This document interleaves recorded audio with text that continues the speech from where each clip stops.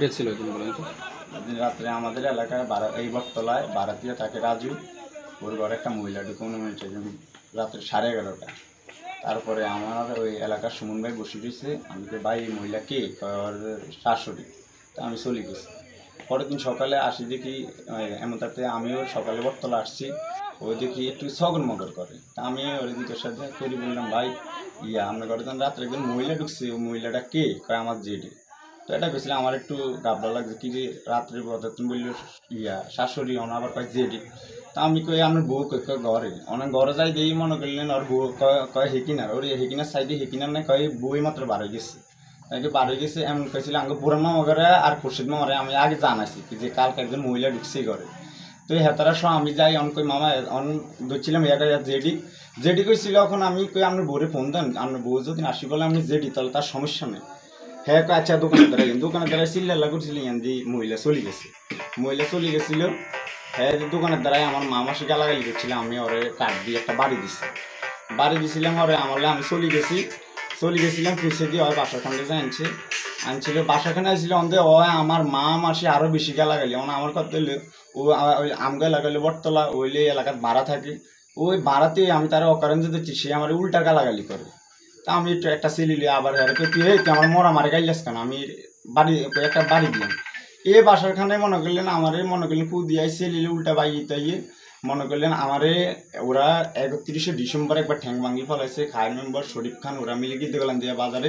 এই কাহিনিটা সবাই জানে, আমি ফেসবুকেও জানাই রাখছি। আমি দীর্ঘ 3 মাস শোয়াচ্ছিলাম, শোয়াতে মনে করলেন উঠছি, উঠার পরে আজ 2-3 মাস আর কি চলাফেরা করছি। মোহাম্মদ আবুল বাশার খান।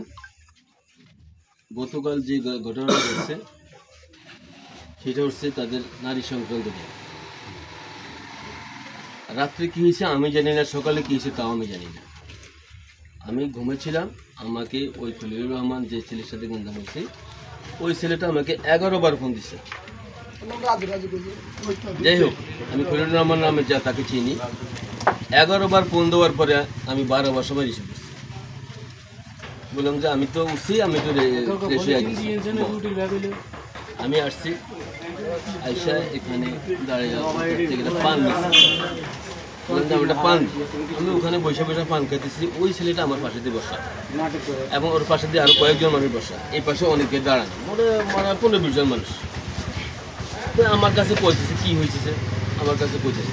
আমি ভালো মন্দ কোনো কথাই তাকে উত্তর দেই। শোয়েবের ব্যাপারে সে বলতেছে শোয়েব আমার এই করছে, আমি তাতেও কোনো উত্তর দিই না। তো যা হয়েছে রাত্রে নাকি মহিলা আসছে, অনেক জেঠি নাকি, বয়স প্রায় 70 বছর বয়স ওনার। এখন আমার প্রশ্ন হলো 70 বছর বয়স একজন মহিলা ওর বাসা আসে, তোমার সেখানে কি, তুমি কে, তুমি কেন সেখানে যাবে? তুমি গেছো ভালো কথা, আরো 2-10 জন মানুষ নিয়ে যাও যে সে এখানে আসছে নারী সংগঠনের ব্যাপার নিয়ে দেখেন আপনারা। তোমার তো না, তুমি তো কোনো এলাকার মেম্বারও না, মনে চেয়ারম্যান না, তোমার কোনো দায়িত্ব দেওয়া হয়নি। তুমি রাতে ওরে দেখাইছো, আমি যতটুকু শোনা কথা দেখাইছো। সকালবেলা আবার ওই মহিলা বাড়িছে, মহিলারা বাড়িছে, ওই যে ছেলে ওই ছেলে নাস্তা নিয়ে দিয়ে আসছে, পানি দিয়ে আসছে, দিয়ে আসার পরে এখানে আসছে। আমি ছিলাম না, মহিলা চলে গেছে। যখন বাড়িছে আবার ওই খলিলুর রহমান, তখন তারও 2 বাড়ি পারছে। এই কে শোয়েব এখানে আসছে, তা তো সব কিছু বলেন।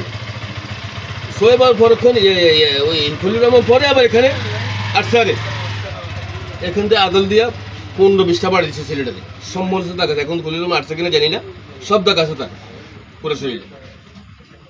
আমি এখানে বসে শুনতেছি, শোনার পরে ওই খলিলুর রহমানটাকে ওখানে ভাড়া থাকে, টলিশালায় সমেলে কাজ করে। ওর নাম কি রাজু? রাজু মানে খলিলুর রহমান, খলিলুর রহমান নামে তাকে চিনি আর কি। আচ্ছা ঠিক আছে। এখন আমার কাছে বলতেছে, এক পর্যায়ে সে বললো ভাই উনি আমার জেঠি, আমার মায়ের সমতুল্য, আমি ওনার সাথে জেনা করি। এই কথাটা ওই ছেলের কাছে গেছে, শোয়েবের কানে গেছে। শোয়েব ভাবতে শোয়েবের মারে গালিছে। শোয়েব করছে কি, এখান থেকে দৌড়ে যেত আর মায়ের যদি আমার মারে গালি দেশ কইয়া এখান থেকে বলেছে। আমরা এখানে সবাই বসা, ওখানে বসা সবাই, এখানে ওই ছেলে আমার কাছে সবার বুঝে বাড়ি মারছে। বাড়ি মারা মানে সবাই ধরছে, আমার হাতে ধরছে, আমার হাতে এখন এক্সপিরিয়েন্স। এটাকে ছড়াইতে গিয়া তার থেকে ছড়াইতে পারিনি, অনেক কষ্টে ছড়ানোর পরে সে আমার রুকি গেছে, আমার ধরবো। যখন আমার ধরবো কইছে পাবলিক সহকারে, সবাই দোষে তারা মারা যায়। তাহলে বিষয়টা হচ্ছে গতকালকে যে ফেসবুকে যে ভিডিওটি ভাইরাল হয়েছে তাতে আমরা দেখতে পেলাম যে মাদক সংক্রান্ত বিষয় ছিল। তাহলে গতকালকের বিষয়টা মাদক সংক্রান্ত ছিল না, মাদক সম্বন্ধের বিষয় নারী ছিল, সংক্রান্ত। মাদক সম্বন্ধের বিষয় ছিল। সে গত 2 বছর আগে একটা বিয়ের অনুষ্ঠানে একটা মেয়ের ঘর ভাঙচুর করতে, সব তছনছ করে দিছে।